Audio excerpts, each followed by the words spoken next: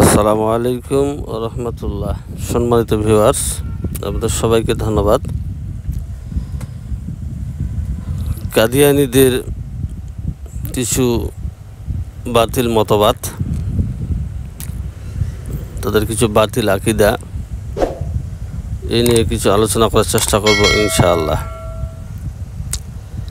এর আগেও কাদিয়ানীদের মতবাদ শিরোনামে আমি কিছু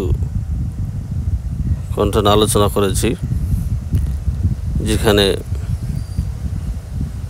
অনেক কাদিয়ানী আমাকে অকাট্য ভাষায় গালিগালাজ, আমার দাবি মিথ্যা, ভুয়া, বানোয়ার বলে আখ্যায়িত তারা করেছে। তাদের জবাবের প্রেক্ষাপটে আজকের টপিকস কাদিয়ানীদের বাতিল কিছু আকীদা, এই শিরোনামে কিছু আলোচনা করবো ইনশাআল্লাহ। নবী মুহাম্মদ সাল্লাল্লাহু আলাইহি সাল্লামকে সর্বশেষ নবী ও রাসূল বলে মেনে নেওয়ার বিষয়টি কোরআন ও হাদিসের সুস্পষ্ট ভাষ্য দ্বারা প্রমাণিত। এ বিষয়ে প্রত্যেক যুগের মুসলিমগণ ঐক্যবদ্ধ ও অভিন্ন মত পোষণ করে আসছেন। সুতরাং এই বিষয়ে ভিন্ন মত পোষণকারী নিঃসন্দেহে কাফের। পথভ্রষ্ট বাতিল সম্প্রদায় কাদিয়ানীরা নবী মুহাম্মদ সাল্লাল্লাহু আলাইহি সাল্লামকে সর্বশেষ নবী ও রাসূল বলে মানেন না বলেই তারা কাদিয়ানী এবং অমুসলিম ও কাফের। আমরা জানি কাদিয়ান পাকিস্তানের একটি গ্রামের নাম। পাকিস্তানের পাঞ্জাব প্রদেশের একটি জেলার নাম গুরুদাসপুর। উক্ত জেলায় একটি গ্রামের নাম কাদিয়ান। 1901 সালে ওই গ্রামের এক লোক নাম মির্জা গোলাম আহমদ, সে নিজেকে নবী দাবি করেছিল। লোকটি পরবর্তীতে তার গ্রামের নামে প্রসিদ্ধি লাভ করে তার অনুসারীরা সারা বিশ্বে কাদিয়ানী নামে পরিচিত। আর কথিত ভণ্ড নবী দাবিদার গোলাম আহমদের প্রচারিত বাতিল ধর্মকে কাদিয়ানী ধর্ম বলে আখ্যায়িত করা হয়। যেহেতু কাদিয়ানী ধর্মের মধ্যে পরিচিত মির্জা গোলাম আহমদ ছিল কাদিয়া নামক গ্রামের অধিবাসী, যদিও লোকটি ইতিপূর্বে নিজেকে কখনো ঈসা মসীহ হবার, কখনো বা ইমাম মাহদী ইত্যাদি হবার দাবি করেছিল। সারা বিশ্বে মুসলিম ধর্ম বিশেষজ্ঞদের সর্বসম্মত ফতোয়ার ভিত্তিতে প্রায় সবগুলি মুসলিম শাসকবৃন্দ কাদিয়ানীদেরকে মুরতাদ বা ধর্মচ্যুত বলে রাষ্ট্রীয়ভাবে ঘোষণা দিতে থাকে। সবার আগে পাকিস্তান এই ফরমান জারি করে, তারপর আরব বিশ্বসহ অন্যান্য কথিত কাদিয়ানী ধর্মতত্ত্বের ধারকদের অমুসলিম কাফের আখ্যায়িত করে রাষ্ট্রীয় ফরমান জারি করা হয়। এই কথা আজ আর কারো অজানা নয়।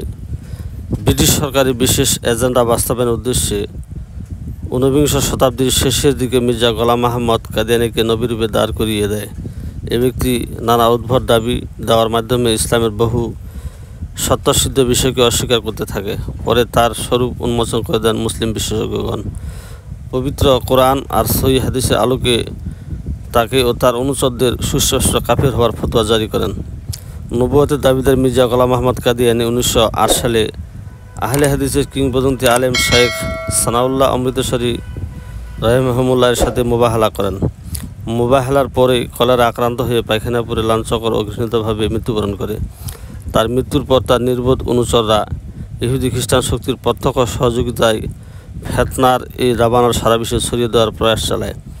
ইতিমধ্যে বহু মুসলিম রাষ্ট্র তাদেরকে রাষ্ট্রীয়ভাবে কাফের ঘোষণা করেছে এবং সেসব দেশে তাদের প্রকাশনা ও প্রবেশ পর্যন্ত নিষিদ্ধ করেছে। সৌদি আরব কাদিয়ানীদের কাফের আখ্যায়িত করার পরপরই তাদের হজ ভিসা আজীবনের জন্য বাতিল করে দিয়েছে। প্রায় 90% মুসলিমদের দেশে বাংলাদেশেও ভণ্ড নবী মির্জা গোলাম আহমদ কাদিয়ানীদের অনুচরদের অমুসলিম ঘোষণা করার দাবি উঠেছে। তাদের খপ্পরে পরে কোনো মুসলিম যেন বেঈমান না হয়ে যায়, সেজন্য তাদের রাষ্ট্রীয়ভাবে অমুসলিম ঘোষণা করার প্রতিশ্রুতিপত্রে এদেশের গণমানুষ স্বাক্ষর করেছে। কিন্তু সাম্রাজ্যবাদ, ব্রিটিশ ও তাদের মিত্র শক্তির রাক্ষসী ইশারায় এদেশে কাদিয়ানীদের অমুসলিম ঘোষণা দাবি বারংবার উপকৃত হচ্ছে, যার ফলে কাদিয়ানীদেরকে ধ্বংসাত্মক কার্যকলাপ ও বিভ্রান্তিমূলক কর্মকাণ্ড প্রতিনিয়ত বেড়েই চলছে, যা ক্রমান্বয়ে ভয়াবহ রূপ ধারণ করেছে। কাদিয়ানীদের ফেতনার বিরুদ্ধে বাংলাদেশে ইতিপূর্বে জোরালোভাবে প্রতিরোধ ব্যবস্থা গড়ে তোলা হয়েছিল। নানা নামে অনেক সংগঠন সক্রিয় ছিল। তার মধ্যে তাহফুজে খতমে নবুয়াত মুভমেন্ট, বাংলাদেশ খতমে নবুয়াত আন্দোলন ইত্যাদি অন্যতম। আর সে প্রতিরোধ আন্দোলন অব্যাহত রয়েছে, যদিও রাজনৈতিক বা অন্যান্য কারণে সেই প্রতিরোধ ব্যবস্থায় চোখে পড়ার মতো কোনো কার্যক্রম নেই। এর সুযোগে কাদিয়ানীরা নিজেদের ভ্রষ্ট মতাদর্শ সুকৌশল এগিয়ে নিচ্ছে। গত কয়েক বছরে তারা দেখতে পাচ্ছে যে তাদের কর্মকাণ্ডে বাধা আসছে না, যেন বাধা দেওয়ার মতো কেউ নেই। যে কারণে তাদের আদি আসল ইসলাম বিরোধী চেহারার দাম্ভিকতা প্রদর্শন সম্ভব হলেও নাস্তিক ও এন্টি ইসলাম ব্লগারদের জাগরণ মঞ্চে গত 100 বছর দীর্ঘ সময়ে এমন বাধাহীন অবস্থার কল্পনা করাও ছিল তাদের জন্য অসম্ভব ব্যাপার। সুতরাং বাংলাদেশের বর্তমানে সময়টিকে বলা যেতে পারে কাদিয়ানীদের স্বর্ণযুগ। কাদিয়ানীদের মতবাদ ও তাদের ভ্রান্ত আকীদাসমূহ 1400 হিজরি প্রথম দিকে গোলাম আহমদ কাদিয়ানী নামক এক মিথ্যুকের মাধ্যমে মুসলিমদেরকে বিভক্ত ও বিভ্রান্ত করার উদ্দেশ্যে ইংরেজদের পৃষ্ঠপোষকতায় এ সম্প্রদায় জন্ম লাভ করে। মিথ্যা নবুয়তের দাবিদার গোলাম আহমদ কাদিয়ানী প্রথমে নিজেকে মুজাদ্দিদ, এরপর ইমাম মাহাদি, অথবা নিজেকে ঈসা আলাইহিস সালাম ও সর্বশেষ নিজেকে শেষ নবী বলে দাবি করতে থাকেন।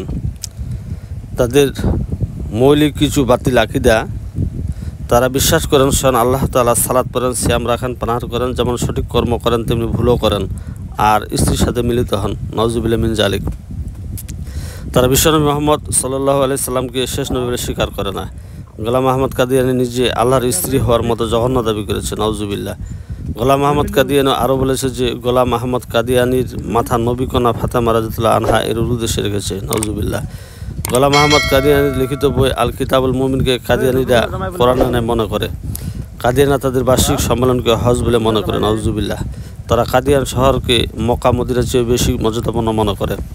তারা বিশ্বাস করে গোলাম আহমদ কাদিয়ানী নবী ও রাসূলগণের চেয়েও শ্রেষ্ঠ। নাউজুবিল্লাহ মিন জালিক।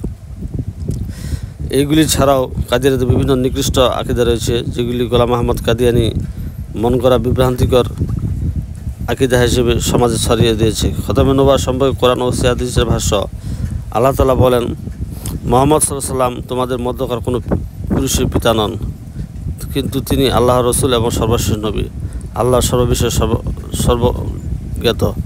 সূরা আহজাব 40 নম্বর আয়াত। হাদিসের মধ্যে এসেছে, রাসূলুল্লাহ সাল্লাল্লাহু আলাইহি ওয়াসাল্লাম বলেছেন, অদূর ভবিষ্যতে আমার উম্মতের মধ্যে 30 জন মিথ্যাবাদীর আগমন ঘটবে এবং তার প্রত্যেকে আল্লাহর নবী হওয়ার দাবি করবে, অথচ সত্য কথা হলো আমি শেষ নবী, আমার পরে আর কোনো নবী নেই। তিনি সাল্লাল্লাহু আলাইহি সাল্লাম আরও বলেছেন, আমার উম্মতের একটি দল সত্যের উপর অনড় থাকবে, যারা তাদের বিরোধিতা করবে তারা কিয়ামত আসা পর্যন্ত তাদেরকে কোনো ক্ষতি সাধন করতে পারবে না। নিঃসন্দেহে কাদিয়ানী একটি বাতিল বিভ্রান্তিকর দল। এদের শক্তি আজকে আমাদের সমাজে ব্যক্তিগত জীবন থেকে সামাজিক, পারিবারিক প্রতিটি ক্ষেত্রে ব্যাপকতা লাভ করেছে, যেটি আমাদের মুসলমানদের ব্যর্থতা। আমরা কাদিয়ানীদেরকে অবশ্যই বয়কট করব, যেহেতু তারা বিভ্রান্ত মুরতাদ ধর্ম থেকে তারা বের হয়ে গেছে এবং সুকৌশলে তাদের যে মিশন, তারা আমাদের সমাজে ইসলামের মধ্যে বিভিন্ন ধরনের প্রপাগান্ডা ছড়াচ্ছে। কাজেই সে ব্যাপারে আমাদের সজাগ দৃষ্টি রাখা একান্ত প্রয়োজন। নিঃসন্দেহে তারা সুকৌশলে আমাদের মধ্যে মিশে যাচ্ছে, আমাদের ঈমান আমলকে হরণ করার জন্য। তাদের নিজস্ব কিছু মিশন রয়েছে, যেগুলি পশ্চিমা শক্তি দ্বারা প্রচারিত হয়। আমাদের অবশ্যই হক্কানি আলেমদের সাথে থাকা প্রয়োজন। হক্কানি আলেমদের সহবতে থেকে আমাদের ঈমান আমল আকীদাকে বিশুদ্ধ করতে হবে এবং কাদিয়ানীদের মূল মুখোশ আমাদেরকে সমাজে উন্মোচন করতে হবে। বিশেষ করে এটি ব্যক্তিগত জীবন থেকে হতে পারে, সামাজিক জীবন থেকে হতে পারে, রাজনৈতিক জীবন থেকে হতে পারে, এবং বিশেষ করে আমাদের সরকার মহোদয় যারা রয়েছেন তাদেরকে আমরা অনুরোধ করব কাদিয়ানীদেরকে স্থায়ীভাবে নিষিদ্ধ করা হোক, কেননা তারা কোরআন হাদিসের অনেক অপব্যাখ্যা করেছে। নিঃসন্দেহে তারা পথভ্রষ্ট। পৃথিবীর অনেক দেশেই তাদের বিরুদ্ধে ফতোয়া জারি রয়েছে, এমনকি ফতোয়া লাজনা দায়মা, সৌদি আরবের স্থায়ী ফতোয়া বোর্ড তাদেরকে অমুসলিম হিসাবে আখ্যায়িত করেছে। কাজে তাদের থেকে আমরা সাবধান থাকি, সাবধান হওয়ার চেষ্টা করি। আজ এই পর্যন্তই। যদি আমার ইউটিউব চ্যানেল আপনাদেরকে ভালো লাগে তাহলে লাইক, কমেন্ট, শেয়ার দিয়ে পাশে থাকবেন, চ্যানেলটি সাবস্ক্রাইব করবেন।